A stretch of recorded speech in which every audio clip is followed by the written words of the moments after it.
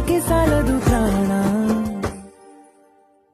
ಸಖಿಯೇ ಸಖಿಯೇ ಮಾತನಾಡೋದು ಹೇಗಂತ ಹೇಳಿಕೊಡು ಸಖಿಯೇ ಸಖಿಯೇ ನನ್ನ ಕಣ್ಣನ್ನ ನೀನಾಗೆ ಓದಿ ಬಿಡು ಸಖಿಯೇ ಸಖಿಯೇ ಮಾತನಾಡೋದು ಹೇಗಂತ ಹೇಳಿಕೊಡು ಸಖಿಯೇ ಸಖಿಯೇ ನನ್ನ ಕಣ್ಣನ್ನ ನೀನಾಗೆ ಓದಿ ಬಿಡು.